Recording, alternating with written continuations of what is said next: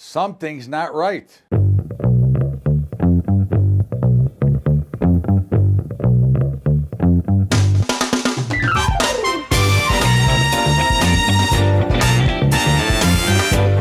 What's up, everybody? Welcome aboard to Bubba's Daily Update. And we had a Fed meeting today, and we had an announcement, which the biggest surprise in the world, they raised a quarter point. Obviously, very much expected in these markets, and but something's not right. Okay, now we had in the statement, and I didn't read it all, but from what I heard, the Fed took out the statement of accommodative, which means that they may not be so willing to jump back in the fire. But what happened is the markets, equities rallied first, then broke a little bit. Now they're rallying. And by the way, this is being done at about 3:20 Eastern. But the bond market, if the Fed is not going to be accommodative, the future should be falling and interest rates should be rising, and it's doing in the reverse. So there's something more to this story, and I'm sure it will come out in Chair Powell's press conference. But he at least speaks English. So out of all the Fed people that I know, I'm very happy to hear someone who actually speaks the English language when they're talking about what they're trying to do.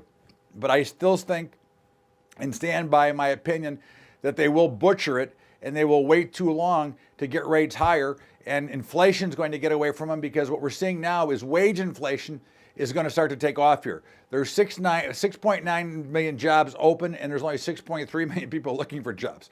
So that tells you that to get employees, you're going to have to pay for them now. There is no more of this, you can have slave labor. So I think that when you look at it, it doesn't bode real well for the futures, for the earnings going forward, because they're going to have to take some of those great earnings, all those great profits they've made are going to have to now go into some employees. They can no longer keep their thumb on the employees because there is so many jobs available. They're not going to want to lose the people they have, and they're going to have to pay more for the new people that they're going to get. In the meantime, the markets were up big. They came all the way down. Well, at least the Dow and the S&P did. The NASDAQ has been pretty strong all day.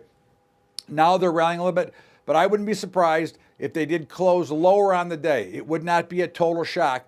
But again, a lot will happen depending on what happens with the statement. But I'll predict and say that they will close lower on the day. It would be no surprise. In the meantime, gold has been in that ridiculous tight range. It was down about $9, rallied, got almost up on the day. Now it's down about $5. Oil is selling off a little bit, and I expect the tops are in again in oil. Again, I keep saying that and hoping I won't have to puke them out again. But at the end of it, I think oil is on its way lower now. You look at the bond market, I think really what we're going to get here is an opportunity to sell bonds again, because remember, the fixed income, the biggest market in the world by 10 times, wants rates to go higher. So they're going to be in selling pretty soon. I think they're letting the amateurs right now bid up the bond futures, which is taking down rates. I think you'll start to see in the next couple of days from certain levels that we'll start to see some pressure on the bond futures. The dollar held strong, okay? And I think that's one of the issues. Remember, the Fed wanted to try to keep the dollar suppressed, so even though they hiked rates, globally it didn't have much of an effect. But we're still looking for 3.5 or 3.5% on the 10-year, and I think that will be the start of the black swan event with a much stronger dollar. I think we're going to see that.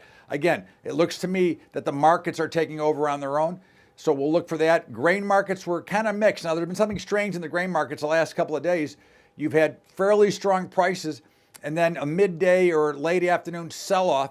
Today, corn was up and closed a little bit lower. Wheat was higher, much higher, closed lower. Soybeans still closed up on the day, so it looks good. The meats look great. They continue to rally, which is exactly what we expected. I would be a buyer of all pullbacks. I'd also be a buyer of pullbacks in the grain markets. Bitcoin did catch a little bit of a bid today, so we saw a little bit of a rally. Not a surprise. Again, I think they're going higher. I think that what you're going to see here, to script it, is we'll see some money start to come out of equities. And I'm not looking for a collapse tomorrow, but I do think that there'll be some money starting to come out of equities and looking for some of these alternatives, which would be grains, livestock, and potentially some cryptocurrency trade.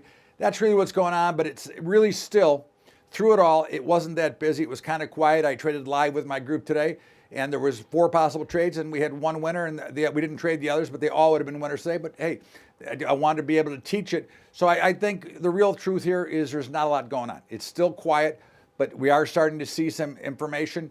And if this is going to be the case, I think you will start to see the market start to give way. That's the way I see it. This is Bubba's Daily Update. Todd Bubba Horwitz, always great to have you here. Don't forget about our high school investing program, highschoolinvesting.com. If you'd like to help us out because we're struggling to keep this program going, you can go to Patreon, patreon.com/Bubba Trading, patreon.com/Bubba Trading.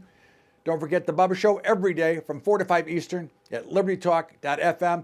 Have a great day, everybody. Thanks so much for being here. We'll have our Ryder Cup and Thursday Night Football predictions tomorrow. Have a great day, everybody. Thanks so much.